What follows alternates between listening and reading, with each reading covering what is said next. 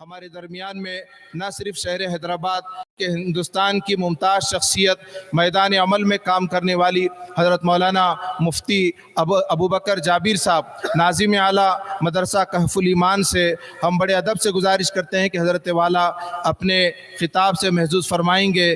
الحمدللہ یہ سلسلہ کل عصر سے مسلسل جاری ہے اور حضرت کا عنوان ہے افراد کار سیرت رسول صلی اللہ علیہ وسلم اور صحابہ کرام اور اسلاف کے تجربات کی روشنی میں تحریک کے امور کو جذبہ، دھن، شوق، فکر و استقامت کے ساتھ انجام دیں۔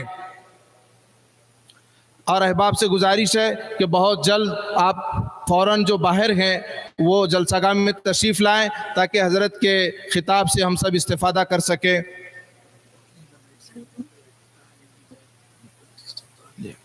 دو ارٹیگا اور ایک ڈیزر گاڑی رائٹ سائڈ میں تھوڑا سا کام کرنے والے عملے کو ڈسٹرب کر رہی ہیں، جس کی بھی ہے ان احباب سے ڈرائیوروں سے گزارش ہے کہ تھوڑا سا گاڑی کو ہٹا لیں۔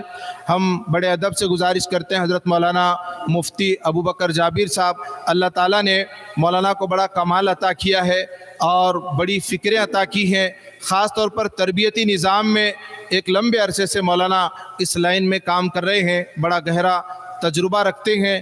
انشاءاللہ مولانا کی فکروں سے اور آپ کے نصائح سے ہماری تحریک کو بڑی تقویت ملے گی۔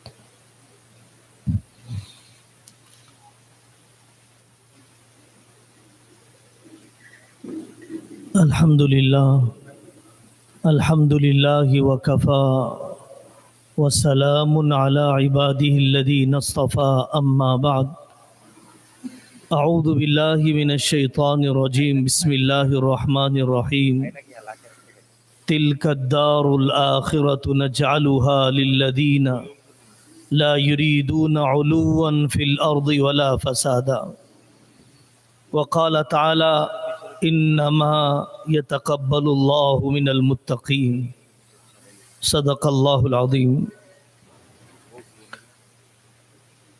میرے نہایت ہی قابل احترام،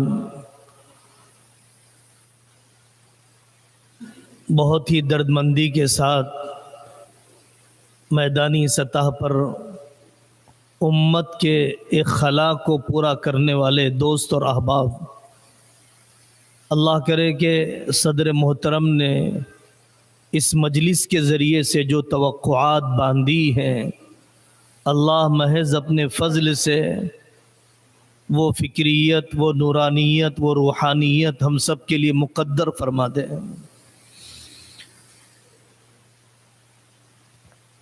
یہ بات بہت صحیح ہے جو صدر محترم نے ابھی ہم سے فرمائی۔ حضرت مولانا الیاس صاحب رحمۃ اللہ علیہ فرمایا کرتے تھے، جتنا زبان کا حصہ جسم میں ہے اتنا ہی تقریر کا حصہ تحریک میں ہونا چاہیے۔ تقریر اور گفتگو کی مقدار تحریک اور عملیت سے جب بڑھ جاتی ہے تو پھر کام بانجھ بھی ہو جاتا ہے، بے فیض بھی رہ جاتا ہے، نیا خون نہیں ملتا ہے، افراد سازی رک جاتی ہے۔ میرے بھائیوں، ہماری منزل تو صرف آخرت ہے۔ حضرات صحابہ رضی اللہ عنہم اجمعین فرمایا کرتے تھے، انما ہممنا الآخرہ، ہماری منزل تو صرف آخرت ہے۔ کسی کام میں قوت جبھی تک باقی رہتی ہے جب اس کام کی منزل اقامت دین، احیاء دین کے ساتھ صرف آخرت ہو۔ صحابہ کرام کی زندگیاں بتلاتی ہیں، اللہ کے نیک بندوں کے حسن خاتمہ کے احوال بتلاتے ہیں کہ انہوں نے صرف آخرت کو چاہا۔ ڈرتے رہے جب دنیا ان کے پاس امڑ کر آئی، قیصر و کسریٰ کے خزانے آئے، ان کی واہ واہ ہونے لگی، ان کے کارناموں کے تذکرے ہونے لگے۔ ڈر رہے تھے کہ کہیں اللہ نے ہماری نعمتوں دی جانے والی ان نعمتوں کے ذریعے سے آخرت کا اجر تو ختم نہیں کر دیا۔ حضرت سلمان فارسی رضی اللہ عنہ رو رہے تھے۔ حضرت مولانا یوسف صاحب رحمۃ اللہ علیہ، جن کو بڑا عشق تھا صحابہ کی زندگیوں سے، وہ فرمایا کرتے تھے کہ کوئی صحابی دنیا سے ہنستا ہوا نہیں گیا، ہر ایک روتا ہوا گیا۔ اللہ مجھ سے راضی ہوں گے یا ناراض ہوں گے، میری خدمات اللہ کے یہاں قبول ہوں گی یا نہیں ہوں گی۔ حضرت ابو بکر نے لی ہوئی تنخواہ واپس کر دی۔ حضرت عمر رضی اللہ عنہ نے اپنی بیٹی سے پوچھ لیا کہ حضرت آقا صلی اللہ علیہ وسلم نے زہد کی جو سطح بنائی تھی، کہیں ایسا تو نہیں کہ میں نے اس سطح کو چھوڑ دیا؟ مد دنیا اخشى علیکم، مجھے تم پر دنیا کا ڈر نہیں ہے۔ مل فقر اخشى علیکم، فقیری اور تنگی کا ڈر نہیں ہے، دنیا کی وسعت کا ڈر ہے، فراوانی کا ڈر ہے۔ یہی ڈر ہوتا ہے جب کام کا استقبال ہونے لگتا ہے تو کہیں ایسا نہ ہو کہ چھوٹے چھوٹے منصبوں کو، چھوٹی چھوٹی تصویروں کو، انسانوں کی آؤ بھگت کو آدمی اپنی منزل سمجھنے لگ جائے، اپنی محنتوں کا صلہ سمجھنے لگ جائے، اس پر کہیں قناعت نہ کرنے لگ جائے۔ نبوت کا ایک مزاج ہے، جب کامیابی ہوتی ہے تو اللہ کی طرف منسوب کیا جاتا ہے، اور جب ظاہری ناکامی ہوتی ہے تو اپنے طرف منسوب کیا جاتا ہے۔ فتح مکہ کا واقعہ پیش آیا، حضرت آقا صلی اللہ علیہ وسلم داخل ہو رہے ہیں، سر مبارک کوہان تک جھک گیا، اور آپ وہ جملہ فرما رہے تھے، لا الہ الا اللہ وحدہ نصر عبدہ اعز جندہ وہزم الاحزاب وحدہ۔ محمد نے کچھ نہیں کیا، اس کی قربانیوں نے نہیں کیا، اس کے گھر کے فاقوں نے نہیں کیا، کربلا کے شہداء نے نہیں کیا، بدر کی قربانیوں نے نہیں کیا، اللہ نے کیا۔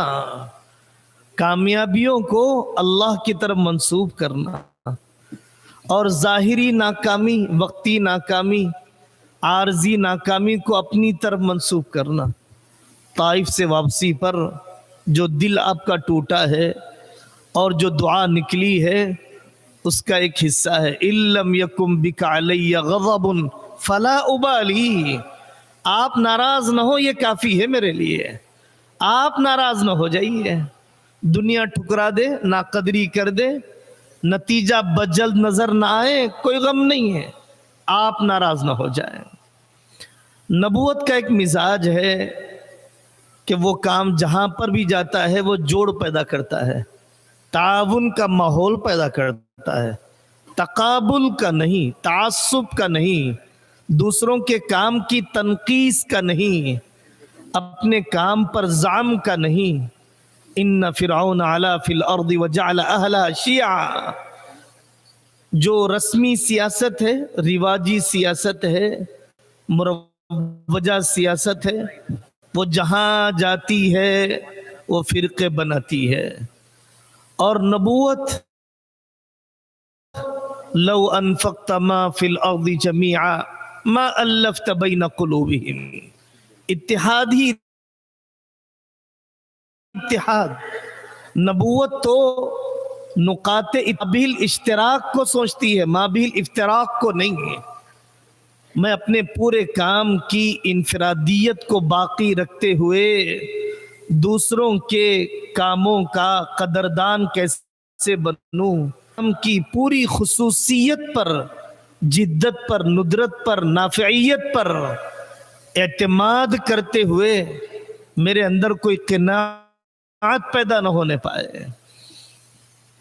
اجتماعی کام کا ایک مزاج ہے جو صحابہ کرام کا حضرت رسول اللہ صلی اللہ علیہ وسلم نے بنایا، وہ یہ تھا کہ آگے بڑھنے والے پر رشک کرنا اور پیچھے رہ جانے والے پر شفقت کرنا، آگے بڑھنے والے کی آگے بڑھنے کے اوصاف کو اپنانے کی کوشش کرنا۔ کہہ دیا گیا 3 دن تک یہ جنتی ہے، یہ جنتی ہے، یہ جنتی ہے، تلاش میں بیٹھ گئے، مہمان بن گئے۔ کیا کمال ہے اس شخص کے اندر، میرے اندر بھی وہ آ جائے۔ اور پیچھے رہ جانے والے پر شفقت، یہ کیسے آگے بڑھ جائے، میں اس کی خدمت کیسے کر سکوں۔ لیکن جب آدمی نبوی مزاج سے ہٹ جاتا ہے تو آگے بڑھنے والے پر حسد کرتا ہے، پیچھے رہ جانے والے کو حقارت کی نظر سے دیکھتا ہے۔ آدمی کو کوشش کرنا چاہیے، میرا جو فلانا بھائی آگے بڑھ رہا ہے، میں اس کی زندگی کے اصول کو کیسے اپناؤں۔ صدر محترم نے گزشتہ کل جتنے کام آپ کے سامنے بیان کیے، اور بھی تنظیم اپنا فکری اور عملی سفر کرتی رہے گی تو مزید کام بھی آتے رہیں گے، تو دل میں ایک سوال پیدا ہوتا ہے، کہاں سے کریں گے ہم، کہاں سے وقت لائیں گے، اتنی گنجائش کیسی بنے گی۔ تو میرے بھائیوں، سچی بات یہ ہے کہ فضولیات چھوڑ دیں گے تو ضروریات کے لیے وقت مل جائے گا، ذکر غیر چھوڑ دیں گے ذکر خیر کا وقت مل جائے گا۔ اپنے موقوف علیہ اور متعلقہ کاموں پر توجہ ہو جائے گی، غیر متعلقہ کاموں سے ہمارے اوقات بچ جائیں گے۔ ہم کیوں ضروری سمجھتے ہیں کہ ہر کلپ میرے لیے ہے، ہر موضوع پر رائے دینے کے میں قابل ہوں، ہر اختلاف کا میں حصہ بن جاؤں، ہر انتشار کا داعی اور دافع بن جاؤں۔ ترجیحی کام، متعلقہ کام، مفوضہ کام، دی گئی ذمہ داری والا کام، اس کو اوڑھنا بچھونا بنا لیا جائے تو پھر آدمی کو بے اہم، کم اہم، غیر متعلقہ کاموں کے لیے بھی وقت نہیں ملتا ہے۔ جتنوں سے اللہ تعالیٰ نے کام لیا، ان کی زندگیاں تھوڑی بہت جب دیکھتے ہیں اندازہ ہوتا ہے کہ ان پر اپنے کام کا غلبہ تو تھا، غلو نہیں تھا۔ غلبہ تھا ان پر اپنے حدیث کے کام کے مکمل کرنے، تفسیر کے کام کے مکمل کرنے، تحریک کے کام کے مکمل کرنے، رجال سازی کے کام کے مکمل کرنے۔ دائیں بائیں تانک جھانک کرنا بھی نہیں چاہتے تھے وہ لوگ، الجھنا نہیں چاہتے تھے، اگر کوئی الجھانے والا آ جاتا تھا بہت بچایا انہوں نے، اثر نہیں لیا، ناقدروں کی باتوں کو نظر انداز کر دیا۔ تو یہ بہت بڑی بات ہے کہ زندگی ربر کی طرح ہے۔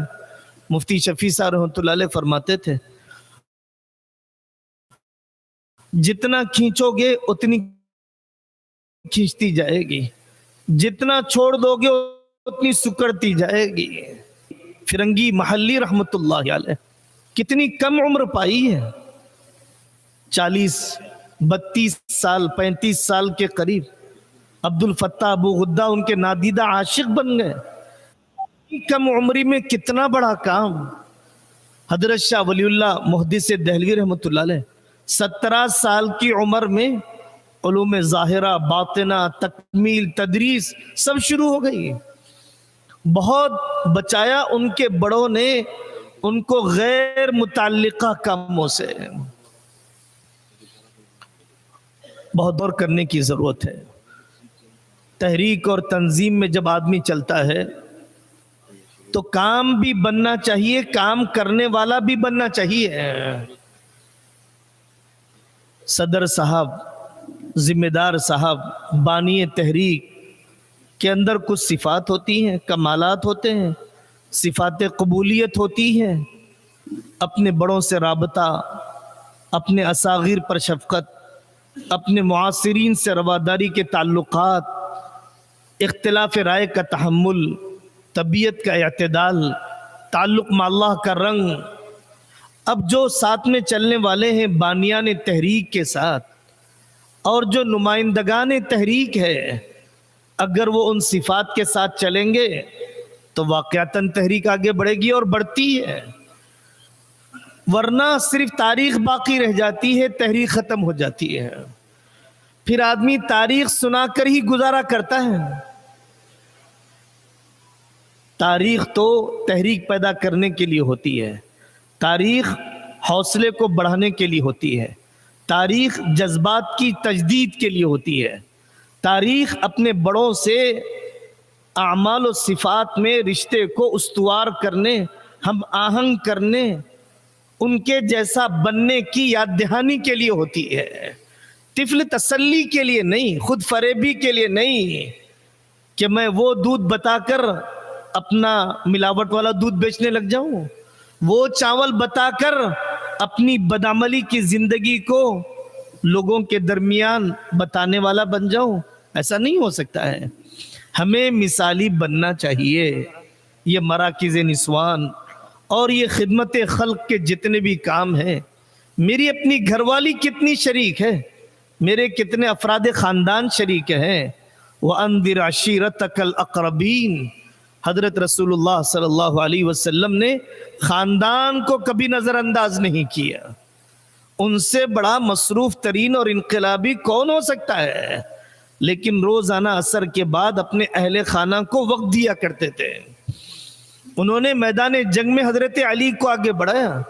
شہید ہونے والے حضرت حمزہ ہیں، حضرت جعفر طیار کا جنازہ اٹھایا، اور زید بن حارثہ اور شہدائے کربلا. ایسا نہیں تھا کہ دوسرے لوگوں کو ترغیب دلا دی جائے، اپنے افراد خاندان کو بچا دیا جائے، دوسروں کا مال لٹا دیا جائے، اپنا مال بچایا جائے.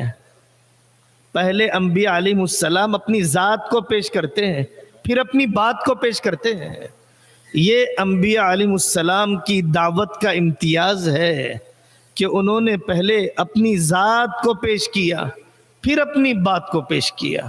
فقط لبثت فیکم عمرا، میں 40 سال رہا ہوں تمہارے درمیان. کیا دیکھا تم نے داغدار کرنے والا پہلو، جھوٹ بولنے کا کوئی واقعہ، بددیانتی بدعنوانی کا کوئی حادثہ، ظلم کا کوئی رنگ تم نے دیکھا؟ ضمیر فروشی کی کوئی بات؟ اپنے آپ کو بنانے کی طرف آدمی کو بھولنا نہیں چاہیے. بڑے سے بڑے کام کرتے ہوئے آدمی اپنے آپ کو نہ بھولے. حضرت آقا صلی اللہ علیہ وسلم جب خطبہ دیتے تھے تو آپ کا ایک جملہ ہے، اوصیکم ونفسی اولا بتقوی اللہ. میں تمہیں اور پہلے اپنے آپ کو اللہ کے تقوی کی نصیحت کرتا ہوں. بھولنا نہیں چاہیے. اللہ میری اور آپ کی حفاظت فرمائے. حضرت حاجی امداد اللہ مہاجر مکی رحمت اللہ علیہ سے ہمارے اکابر پر فنائیت کا غلبہ رہتا تھا، تواضع اور انکسار کا غلبہ رہتا تھا. تو ایک شخص نے کہا کہ حضرت آقا صلی اللہ علیہ وسلم کے دیدار کا طریقہ بتا دیجئے. حضرت نے فرمایا، بھائی بڑی ہمت کر لیا آپ نے، ہمیں تو گنبد خضرا کی بھی ہمت نہیں ہو پاتی ہے. وصال ہو، ناراضگی کے ساتھ ہو تو کس کام کا. حضرت تھانوی رحمت اللہ علیہ مثال دیتے ہیں، ایک شخص نے دہلی میں آ کر پوچھا کہ مجھے بادشاہ وقت سے ملنا ہے، کیا طریقہ ہے؟ تو اس شخص نے رہبری کی اور یہ کہا کہ بھائی کسی کا قتل کر دو، بادشاہ سے ملاقات ہو جائے گی، پیش کر دیا جائے گا، تمہیں بھی دربار میں پیشی ہو جائے گی. ایسا وصال جو ناراضگی کے ساتھ ہو.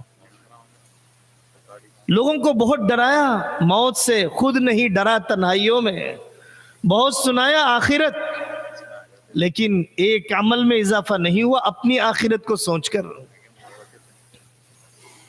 اپنی ذات کو بھولے بغیر کرنا چاہیے. ہمارے اکابر میں بہت بڑی ہستی گزری ہے جن سے اللہ تبارک و تعالیٰ نے عالم عرب میں بہت بڑا کام لیا. حضرت مولانا سعید احمد خان صاحب مکی رحمۃ اللہ علیہ، وہ جو خطوط لکھا کرتے تھے اپنے متوسلین کو، اس میں یہ پہلو بہت لکھا کرتے تھے۔ حدیثوں میں دو واقعات ہیں، ایک قزمان نامی شخص کا واقعہ ہے اور ایک کرکرا نامی شخص کا واقعہ ہے۔ حضرت تھانوی نے بھی نقل کیا، حیات الصحابہ میں بھی نقل کیا گیا۔ میدان جنگ میں بہت جوش و خروش سے لڑ رہا تھا، اتنا کہ ترس آ گیا دیکھنے والوں کو۔ کہا گیا کہ جنت کی خوشخبری ہے اس کے لیے، جنتی ہے یہ تو۔ حضرت آقا صلی اللہ علیہ وسلم نے اس وقت فرمایا نہیں یہ تو جہنمی ہے۔ حیران ہو گئے صحابہ، تلاش میں بیٹھ گئے تو دیکھا کہ زخموں سے چور ہو گیا، رہا نہیں گیا تو اس نے خودکشی کر لی، چھرا گھونپ لیا۔ اللہ میری اور آپ کی حفاظت فرمائے۔ وہ ان واقعات کو نقل کر کے فرماتے تھے کہ آقا نے اس وقت فرمایا تھا ان اللہ یؤید ھذا الدین برجل فاجر، کہ اللہ تعالیٰ اس دین کی خدمت کسی فاجر سے بھی لے لیتے ہیں۔ مجھے ڈر لگتا ہے کہیں ایسا تو نہیں کہ میں بھی فاسق ہوں پھر بھی اللہ اپنا کام لے رہے ہیں۔ ماں تو نافرمان بیٹے کو بھی کھلا دیتی ہے، آدمی کیسے خوش فہمی میں مبتلا ہو۔ جن کو مطمئن ہونا چاہیے تھا وہ خائف تھے، اور جن کو خائف ہونا چاہیے وہ مطمئن ہو گئے۔ انما یتقبل اللہ من المتقین، اللہ تعالیٰ کر کے ڈرنے والوں کے عمل کو قبول فرماتے ہیں، کر کے مطمئن ہونے والوں کو نہیں۔ مقبول ہونے کی علامت یہ ہے کہ عمل کے بعد آدمی میں تواضع میں اضافہ ہو۔ آدمی کے مردود ہونے کی علامت یہ ہے کہ عمل کے بعد آدمی کے تکبر میں اضافہ ہو۔ بہت بڑی بات ہے، اور اللہ کرے کہ ہماری سطح کے مطابق ہو۔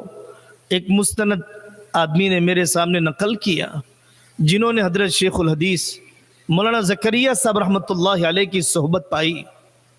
ایک مرتبہ بہت تعریف ہونے لگی حضرت مولانا یوسف صاحب کاندھلوی رحمۃ اللہ علیہ کی، اس نے تو یوں کر دیا، یوں کر دیا، یوں کر دیا۔ تو حضرت شیخ الحدیث مولانا زکریا صاحب رحمۃ اللہ علیہ قطب الاقطاب وہی کہتے تھے، وہی کہہ سکتے تھے اس قسم کی باتیں۔ انہوں نے فرمایا بھائی اب تو یوسف کے مٹنے کا وقت آ گیا۔ لوگ حیران ہو گئے، لوگوں نے کہا کہ حضرت بات سمجھ میں نہیں آئی۔ دیکھو بھائی، نام تو صرف اللہ کا رہے گا، بڑائی تو صرف اللہ کی جائے گی۔ جب بندہ کہتا ہے کہ مجھ سے ہوا تو اللہ تعالیٰ اس کو مٹا دیتے ہیں، اور جب دنیا کہتی ہے اللہ کی طرف منسوب کیے بغیر فلانے سے ہوا، اللہ تعالیٰ اس کو ہٹا دیتے ہیں۔ اللہ تعالیٰ اس کو ہٹا دیتے ہیں، اس کو مٹا دیتے ہیں۔ جب کہتا ہے مجھ سے ہوا ہٹا دیتے ہیں، جب کہا جاتا ہے اس سے ہوا تو اللہ مٹا دیتے ہیں۔ یہ ہم سب کو ٹٹولنے کی بات ہے، کہیں یہ مرض میرے اور آپ کے اندر پیدا تو نہیں ہو رہا ہے۔ میرے بھائیوں، خالق سے نسبت کے بغیر مخلوق کی حقیقی خدمت نہیں ہو سکتی ہے۔ غار حرا کی تنہائیوں کے بغیر کوئی بدر و حنین نہیں ہے۔ ان لک فی النہار سبحا طویلا، دن بھر سباحت کرنا ہے، تمہیں نقل و حرکت کرنا ہے، تنہائیاں کچھ گزرنی چاہیے اللہ کے ساتھ، کچھ دعا کے لیے وقت دیا جانا چاہیے۔ فرعونیت پیدا ہو جاتی ہے، رعونت پیدا ہو جاتی ہے جب آدمی تنہائیاں اللہ کے ساتھ نہیں گزارتا ہے۔ جب دعا کرتا ہے تبھی کچھ عز و انکسار کا پیکر بن جاتا ہے۔ اللہم انا عبیدک و ابناء عبیدک و ابناء امائک نواصینا بیدک۔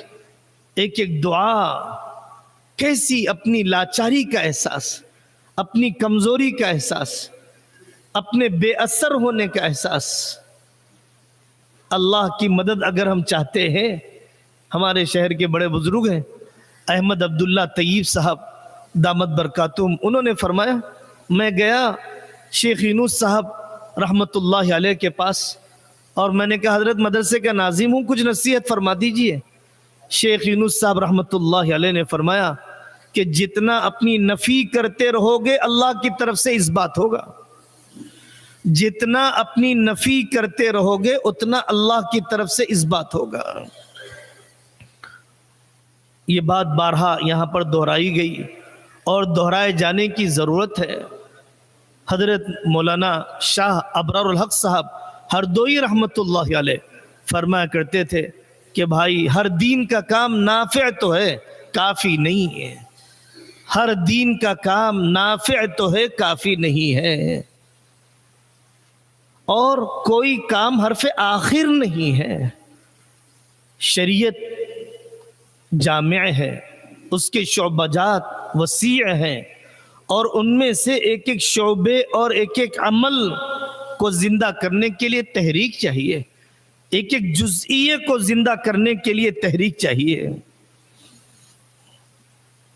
خود نمائی جب آدمی میں پیدا ہوتی ہے تو اس سے پہلے خدا فراموشی کا کیڑا پیدا ہو جاتا ہے۔ خدا فراموشی پہلے آتی ہے، خود نمائی بعد میں سے آتی ہے۔ غیبت جبھی کرتا ہے جب وہ اپنے کو دوسرے سے بہتر سمجھتا ہے۔ دوسروں کے عیب کے تذکرے جب ہوتے ہیں جب اپنے عیب سے غافل ہو جاتا ہے۔ بدبختی شروع ہو جاتی ہے جب آدمی اپنے عیبوں سے غافل ہو، دوسروں کے عیبوں کے تذکرے میں ہو۔ مرغی کا گوشت زیادہ کھایا جاتا ہے، بکری کا گوشت زیادہ کھایا جاتا ہے، عرب ملکوں میں اونٹ کا گوشت زیادہ کھایا جاتا ہے۔ سچی بات یہ ہے کہ انسانوں کا گوشت سب سے زیادہ کھایا جاتا ہے۔ سب سے کم انسان اپنے آپ کو پڑھتا ہے، اخبار بھی پڑھتا ہے، کتابیں بھی پڑھتا ہے، دوسروں کو بھی پڑھتا ہے، اپنے کو نہیں پڑھتا ہے، اپنے خیالات کو نہیں پڑھتا ہے، اپنے امراض کو نہیں پڑھتا ہے، اپنے ترقی کے موانع کو نہیں پڑھتا ہے، اپنی پسماندگی کے اسباب کو نہیں پڑھتا ہے، اپنے نقائص کو نہیں پڑھتا ہے۔ کامیابی کا سفر جب شروع ہوگا جب ناکامی کے اسباب اپنے اندر مل جائیں گے، اور جب تک ناکامی کے ٹوکرے آدمی دوسروں پر ڈالتا رہے گا ناکامی کا سفر اس کا چلتا ہی رہے گا۔ میرے بھائیوں، مادی خدمت بھی دعوت دین کے لیے ہے۔ دنیا کی کوئی خدمت، کوئی مذہب دعوت سے ہٹ کر کٹ کر خالی ہو کر نہیں کر رہا ہے۔ مہاویر دواخانے میں ہر کمرے کے اوپر ڈونر کا نام لکھا ہوا ہے۔ فرناڈیز یہاں پر مشہور دواخانہ ہے، اور جتنے بھی عیسائیوں کے دواخانے ہیں، بعض دواخانوں کے ایک ایک روم میں حضرت عیسیٰ علیہ السلام کا مجسمہ ہے، اور آج تک ہمیں کوئی اسکول نہیں ملا مشنریوں کا جس کے باب الداخلہ پر حضرت مریم، حضرت عیسیٰ علیہ السلام کا مجسمہ نہ ہو۔ دعوت کے بغیر کوئی خدمت نہیں ہے۔ خادم وقت کا انتظار کرے، دل میں نیت رکھے، کپڑا دینے کے ساتھ حیا کی دعوت دینے کا غم ہو، کھانا کھلانے کے ساتھ غیرت پلانے کا غم ہو، مکان دینے کے ساتھ جڑے ہوئے خاندان کی ترغیب دلائی جائے، حصی چیزیں دی جانے کے ساتھ معنوی اور جو حقیقی نعمتیں دین کے ذریعے سے، اسلام کے ذریعے سے مخاطب میں آنا چاہیے، مخدوم میں آنا چاہیے، مدعو میں آنا چاہیے، آدمی ضرور اس کی طرف توجہ دے۔ کپڑا دے کر مطمئن نہ ہو جائے، گھر بنا کر مطمئن نہ ہو جائے، کھانا دے کر مطمئن نہ ہو جائے، اس کی ضرورت مکمل نہیں ہوئی، اور یہ ضرورت پوری کرنا بھی نبوی طریقہ ہے۔ حضرت آقا صلی اللہ علیہ وسلم نے میدان میں صحابہ کرام کو بدر کے کھڑا کیا اور دعا کی، اے اللہ یہ ننگے ہیں ان کو کپڑا پہنا دیجئے، یہ بھوکے ہیں انہیں کھلا دیجئے۔ مادی ضرورتوں کا غم ہونا یہ بھی نبوی درد ہے، لیکن مادی ضرورتوں کی تکمیل پر رک نہ جائے داعی جب تک کہ آخرت کی ضرورتیں اور روحانی ضرورتیں فرش والوں کو عرش والے سے جوڑنے والے اعمال کی طرف اس مخدوم کو متوجہ نہ کیا جائے۔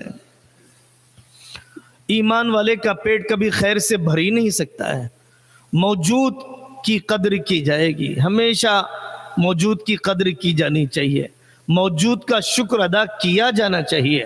بندہ بندے کو کیا صلہ دے گا اور دنیا میں ملا ہوا کیا رہے گا؟ دینا اصل اللہ کا دینا ہے، ملنا اصل آخرت کا ملنا ہے۔ یہاں پر دنیا میں انسانوں کا شکریہ ادا کرتے ہیں، کرنا چاہیے۔ دکھائی دینے والے انسان کا نہیں کرے گا، نہ دکھائی دینے والے اللہ کا کیا کرے گا۔ اور بھائی ہونے کے ناطے، ایمانی اخوت کے ناطے، تنظیمی اخوت کے ناطے، تحریکی اخوت کے ناطے ہمت بندھانا چاہیے، لیکن اس صلے کو سب کچھ نہ سمجھے۔ مجھے تو اصل اللہ تعالیٰ سے لینا ہے، اور وہ یہ سوچے۔ مفتی تقی عثمانی صاحب دامت برکاتہم فرماتے ہیں، تعریف ہونے لگے تو بعض اکابر بہت ہوتے تھے۔ لوگوں نے کہا حضرت کیا بات ہے، یہ میری کہاں تعریف کر رہا ہے، یہ تو اللہ کی ستاری کی تعریف کر رہا ہے۔ میرے عیب اللہ نے چھپا دیے تبھی تو تعریف کر رہا ہے۔ میرا کمال کہاں ہے؟ زندگی انہی کی دی ہوئی، جوانی انہی کی دی ہوئی، صحت انہی کی دی ہوئی۔ یاد آیا حضرت مولانا عمر صاحب پالنپوری رحمت اللہ علیہ، جس خطیب کو عالم اسلام نے سب سے زیادہ سنا۔ ایک مرتبہ وہ بیان کر رہے تھے، اذا جاء نصر اللہ والفتح والی آیتیں پڑھنا چاہتے تھے اور زبان پر آ نہیں رہی ہے، حافظہ ساتھ نہیں دے رہا ہے۔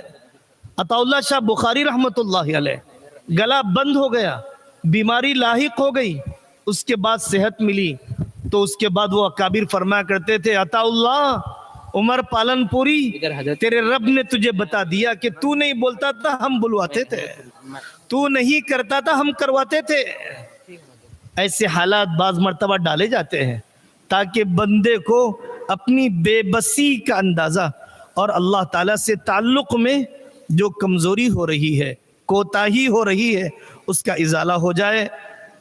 آخری بات یہی ہے میرے بھائیوں، جیسے ہر دوا کا ایک سائیڈ ایفیکٹ ہوتا ہے، اور ڈاکٹر حضرات دوا کے ساتھ پھر سائیڈ ایفیکٹ ختم کرنے کے لیے ایک دوا دیتے ہیں۔ ہر نعمت کا ایک سائیڈ ایفیکٹ ہوتا ہے، دولت کی نعمت کا ایک سائیڈ ایفیکٹ بھی ہوتا ہے، شہرت کی نعمت کا سائیڈ ایفیکٹ ہوتا ہے۔ کھیتوں میں جب کھاد ڈالی جاتی ہے، ٹماٹر کے پودے، مختلف قسم کے پودے، تو وہاں پر جنگلی گھاس بھی اگ جاتی ہے۔ اگر وہ جنگلی گھاس نہ اکھاڑی جائے تو پھر ساری کھاد کی توانائی بجائے ان حقیقی پودوں کو ملنے کے جنگلی گھاس نے لیتی ہے۔ تو ہمیں بھی اللہ تبارک و تعالیٰ نے جو کچھ دیا، اللہ تعالیٰ اس میں مزید اضافہ فرمائے۔ اللہ تعالیٰ نے بلا استحقاق دیا، استحقاق سے زیادہ دیا، بلا اہل دیا۔ اللہ تعالیٰ اپنی نوازش کو ہم پر نہ روکے، لیکن اس کے ساتھ ساتھ کوئی سائیڈ ایفیکٹ عجب کا، تعلی کا، حسد کا، روحانی مرض کا ایسا پیدا نہ ہو جائے کہ جو ہماری توانائیوں کے اکثر حصے کو لے لے۔ اللہ تعالیٰ مجھے بھی قبول فرمائے، آپ کی برکت سے، آپ کے طفیل سے، اور آپ نے جن بندوں اور بندیوں اور جوانوں تک اللہ کی بات کو پہنچائی، اللہ تعالیٰ ہم سب کا حسن خاتمہ مقدر فرمائے۔ وآخر دعوانا ان الحمدللہ رب العالمین۔